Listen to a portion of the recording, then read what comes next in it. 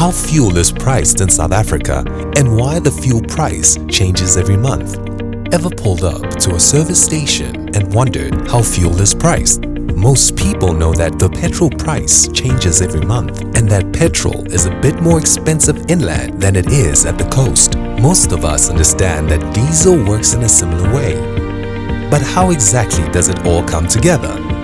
When it comes to petrol, the first thing to understand is that the price you see on the pump is made up of a number of components. When you look around the service station, you will see forecourt attendants, fuel pumps, buildings, etc.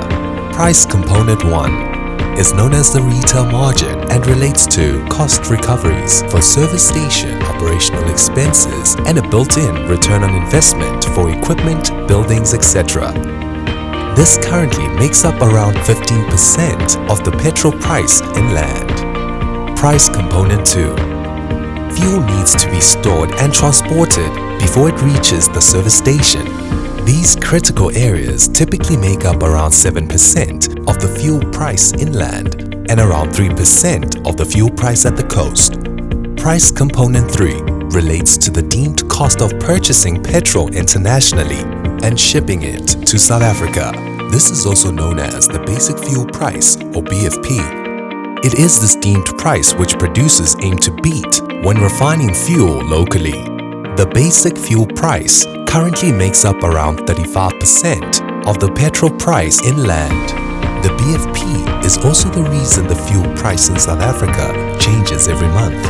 The BFP, which is mostly influenced by the crude oil price and rand to dollar exchange rate movements, is calculated daily and the monthly average change is built into each subsequent month's price. By comparison, other fuel price components are reviewed mostly annually.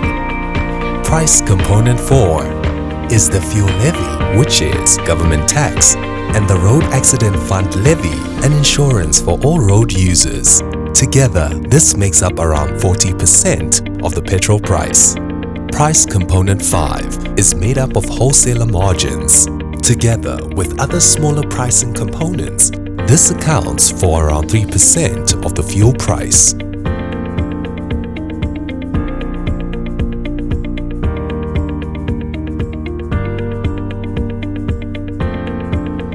Diesel pricing works in a similar way, but the diesel price at the pump is not regulated. This means retailers and wholesalers can essentially sell diesel at any price. This is why you may notice service stations in the same fuel price zones selling diesel at different prices, which of course is not allowed for petrol. How is all of this managed? The petrol price in South Africa is managed through regulation that has been in place for decades. Although some changes have been made through the years, it is this regulation which prescribes the price at which petrol is to be sold at service stations in the various parts of South Africa. Here's the critical thing you need to know. The above components, aside from taxes, are all theoretical. For example, as a consumer, you pay a deemed cost, which includes a certain level of margin for retailers and wholesalers.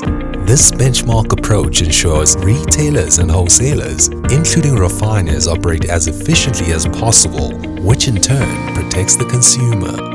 The pricing structure also aims to ensure that companies invested in the South African petroleum value chain who operate efficiently are able to achieve fair and predictable returns. It also encourages continuous investment, which in turn promotes reliable fuel supply, essential for economic stability and growth. The bottom line is that you pay for far more than what you see. All of it is benchmarked against international pricing trends, and it is necessary to ensure the stability and sustainability of South Africa's petroleum industry and hence South Africa's economy. If you would like to know more about how fuel is sourced, please click on the 4 things you should know about how diesel and petrol is supplied in South Africa. And don't forget to subscribe to our YouTube channel so you can keep up to date with fuel insights.